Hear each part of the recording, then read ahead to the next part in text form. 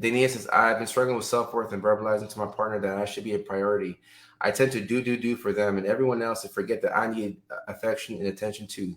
So, Dania, I completely agree. And as you know, I'm reading this right here. I see a couple of key words. The key word here is need, right? You said you need affection and attention, right? Sometimes, there's certain things that we need, some things that we want, right? Like I want to go to, I don't really want to go anywhere, but in a relationship, I'd like to go to Hawaii, right?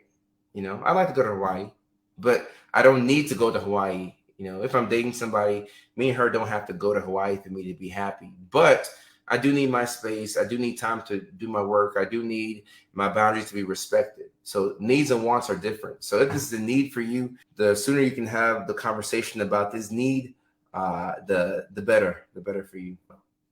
Amanda says, is it normal for those with ADHD to only have a sex drive when under the influence, alcohol or marijuana?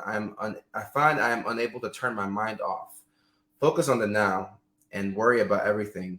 All right, so Amanda, a couple of things right here, right? Is it normal for those with ADHD to only have a sex drive when under the influence? When you have ADHD, you tend to, seek like thrills, and dopamine chasing, things like that are consistent with a person who has ADHD, right? So just by having ADHD alone, you can have periods in your life where all you think about is sex. Like you're like, I just want sex. Like that's all you think about, right? And then you may have a period of time where you're not as. So with ADHD, sometimes there's some sexual dysfunctions that you'll see. Maybe your sex drive is super high, or it's just not there. So just by having ADHD, take out the alcohol, take out the marijuana, and just by having ADHD, you may be hypersexual for a period of time, or your drive might be super low, right? Now throw in things like substances, alcohol, marijuana, things like that. That could skyrocket your sex drive, or it could alter it in a way that you didn't expect, right?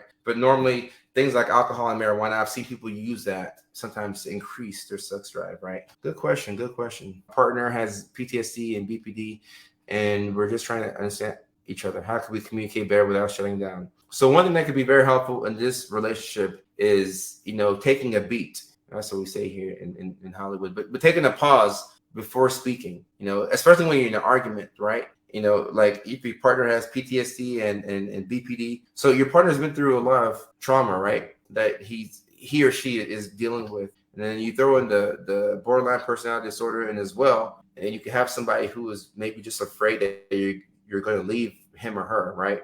And that can be very difficult, because if somebody feels like they're under attack, or they can be left at any point in time, it's going to be very difficult to communicate, right? So patience is going to be very, very important in a relationship like this. Patience is so important.